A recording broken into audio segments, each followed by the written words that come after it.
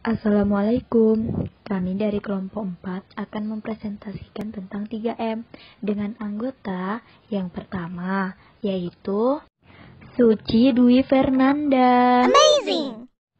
Nah, yang kedua ini Rada. Amazing! Dan yang terakhir itu saya sendiri yaitu Vivi Yuliani. 3M yaitu mendengar, memahami, merespon. Apa sih itu mendengar? Kuy kita bahas. Poin A. Mendengar. Menurut Taufik dan Karneli, pada tahun 2012 halaman 61 mengatakan bahwa teknik 3M merupakan teknik dasar dalam keseluruhan proses konseling.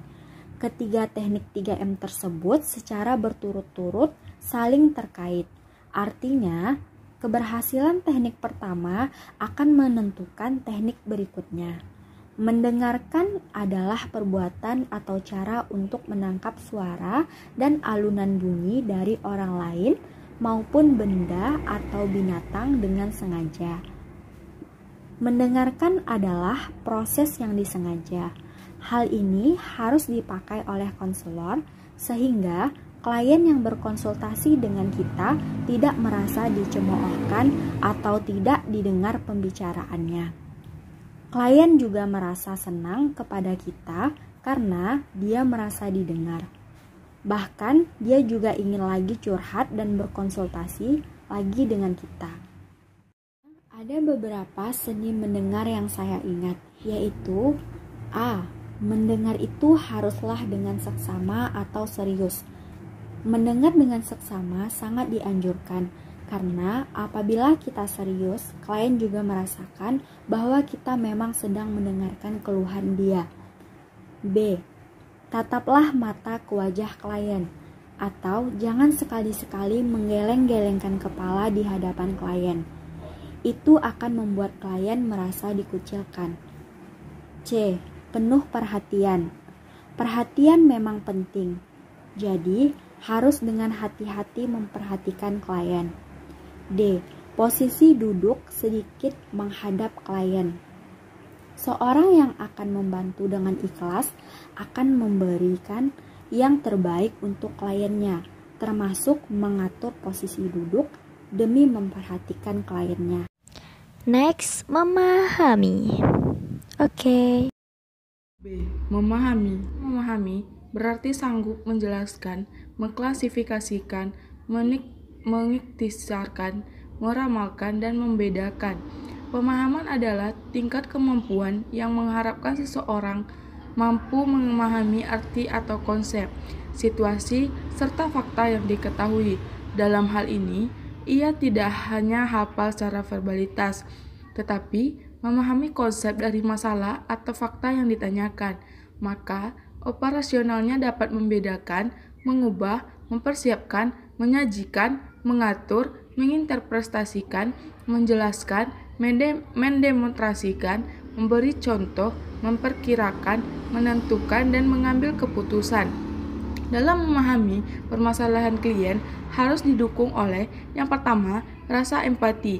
Empati yaitu sikap positif konselor terhadap klien yang diekspresikan melalui kesediaan untuk menempatkan diri pada tempat klien, merasakan apa yang dirasakan klien, dan mengerti dengan pengertian klien.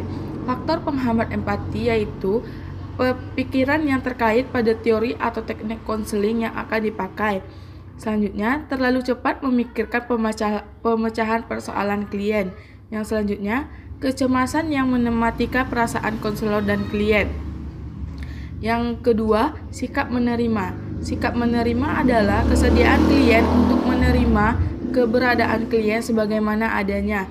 Yang pertama, nunjuk mental. Yang kedua, menempatkan hal-hal negatif pada konteks yang tepat. Yang ketiga, sikap membenarkan atau menetralisir. Oke, next. Apa itu merespon? Ya, apa sih merespon?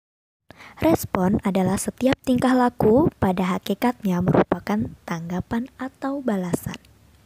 Respon terhadap rangsangan atau stimulus itu menurut Sarlito tahun 1995. Kemudian, menurut Gulo, 1996, respon adalah suatu reaksi atau jawaban yang bergantung pada stimulus atau merupakan hasil stimulus tersebut. Individu atau manusia berperan serta sebagai pengendali atau stimulus dan respon sehingga yang menentukan bentuk respon individu tersebut, stimulus adalah stimulus dan faktor individu itu sendiri, menurut Azwar 1988. Oke, next.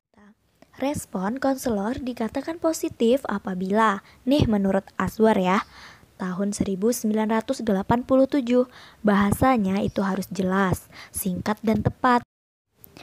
Kemudian, tidak memakai kata-kata tapi, namun.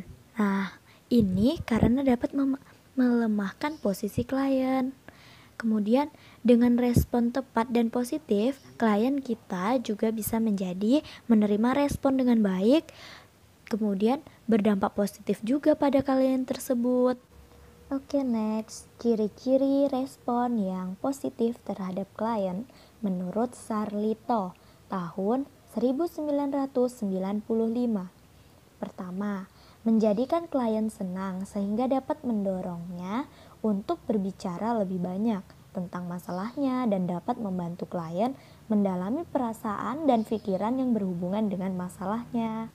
Next, yang kedua, dapat mengarahkan klien untuk mengubah sikap, pandangan, kebiasaan, dan tingkah laku yang menyebabkan timbulnya masalah.